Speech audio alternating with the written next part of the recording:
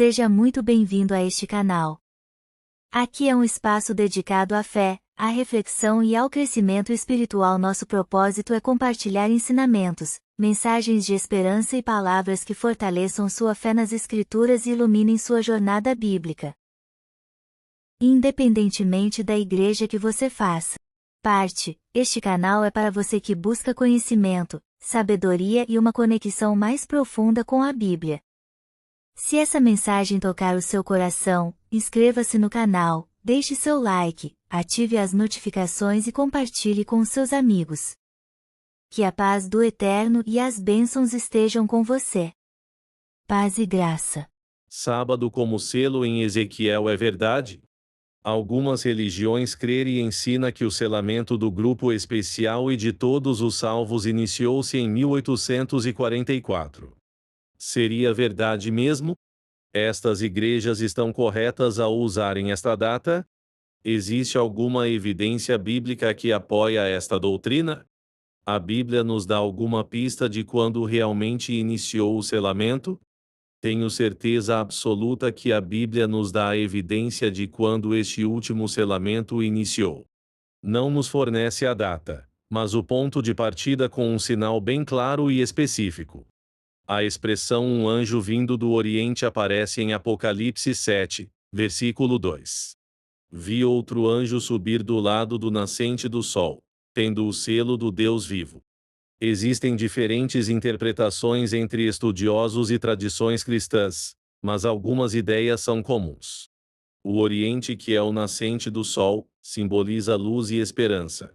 Na Bíblia, o nascer do sol frequentemente representa a chegada da salvação, da glória de Deus e de um novo começo. O anjo vindo do Oriente simboliza uma mensagem divina de proteção e livramento. O anjo que traz o selo de Deus tem por missão marcar os servos de Deus antes que os juízos descritos no Apocalipse sejam executados.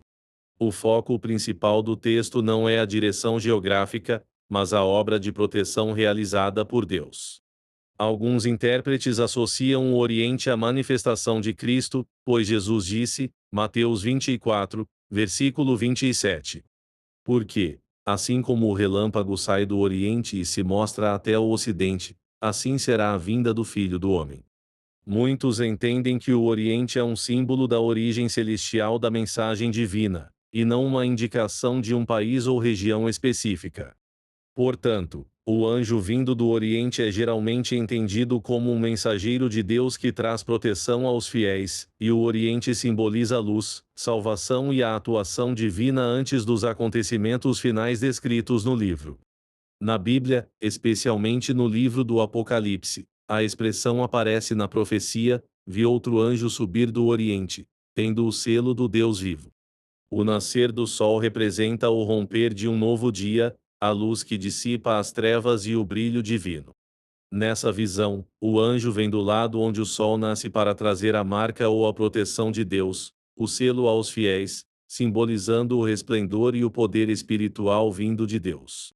Na Bíblia, Oriente refere-se fundamentalmente ao leste, o lado onde o sol nasce.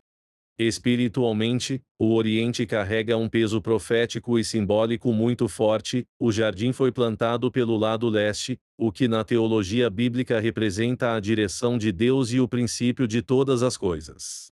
A presença de Deus em Ezequiel, a glória do Criador entra no templo reconstruído vindo da direção do leste, simbolizando a luz e a restauração que vem do Altíssimo. O próprio Jesus compara a magnitude do seu retorno ao brilho do sol que nasce no Oriente e se espalha até o Ocidente. Mateus 24, versículo 27. Apocalipse 7, versículo 2.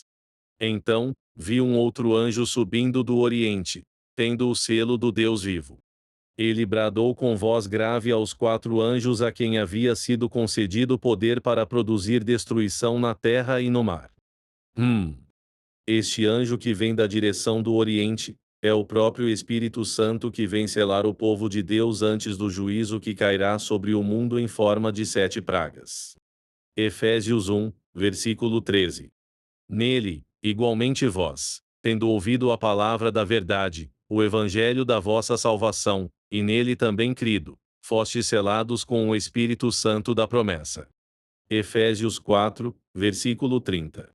E não entristeçais o Espírito Santo de Deus, com o qual fostes selados para o dia da redenção. Apocalipse 7, versículo 4. Então me foi revelado o número dos que foram selados, 144.000, de todas as tribos de Israel. 2. Este anjo bradou com forte voz aos outros 4 anjos com poder suficiente para destruir o planeta Terra sem deixar rastro, ou seja, sua voz tem autoridade, poder e comando. Apocalipse 3, versículo 7. Não danifiqueis a terra, nem o mar, nem as árvores, até que selemos a testa dos servos do nosso Deus. Aqui está o grande segredo revelado do período quando iniciaria este selamento específico. A Terra não sofreria nenhum dano catastrófico antes do selamento ser concluído. Pela primeira vez na história da humanidade, o mundo se reuniu em uma conferência mundial para fazerem uma aliança de interesse em conservação ambiental em 1992. Ficou conhecido como ECO 92. Se observarmos com sabedoria, na profecia é afirmado que haveria um movimento de preservação da natureza como ponto de partida deste evento. Sendo assim, o cumprimento da profecia de Apocalipse 7 iniciou-se em 1992 e jamais em 1844. Na data de 1844 não houve nenhum movimento de preservação da natureza. Portanto, quem crer que o selamento começou em 1844, está completamente equivocado. Estes mesmos que crer no selamento começando em 1844, também ensina que o selo é a guarda do sábado. Seria mesmo verdade? Teria base bíblica ou será uma manipulação do texto de Ezequiel 20, versículo 20? Santificai os meus shabantes, sábados, que servirão de sinal entre mim e vós, para que entendais que eu sou Yahweh, o eterno vosso Deus. Honestamente, para entender esse texto sem o adulterar, é necessário entender primeiro o texto de Êxodo 20, versículo 8. Lembra-te do dia do Shabbat, sábado, para santificá-lo. Sem o entendimento correto deste texto, torna-se impossível compreender o texto de Ezequiel. O mandamento do sábado está no singular. Por que está no singular? Simplesmente pelo fator que no período semanal só tem um dia instituído como sábado. Caso no período de uma semana existisse mais de um sábado, o mandamento estaria escrito desta forma: lembra-te dos dias de sábados, e jamais dia de sábado. Na questão de Ezequiel, está escrito sábados no plural, ou seja, mais de um sábado. Uns sabatistas querendo justificar a manipulação do texto me falaram: o texto está falando de todos os sábados anuais. Afirmo sem medo de incorrer em erro. Biblicamente, sábado anual só existe um, portanto seria impossível a Bíblia falar em sábados anuais. Tem sim, sábado anual no singular. Levítico 25, versículos 1 a 5. Fala aos israelitas e comunica-lhes: quando entrardes na terra que eu vos dou, a terra guardará um sábado para Yahweh. Sendo assim, mais um argumento que podemos rejeitar porque não é verdade. Lendo de forma honesta o texto de Ezequiel, podemos observar que o texto fala de sábados e jamais de sábado. Que sábados serão esses? Na Bíblia existem 10 tipos de sábados diferentes, já tenho um estudo especificando esses sábados. A pessoa que quiser obter os benefícios de Ezequiel 20, versículo 8, ela tem por obrigação colocar em prática esses 10 sábados. Caso contrário, se guardar somente o do 7º dia, estará perdendo tempo querendo receber o sinal deste texto. Observem bem.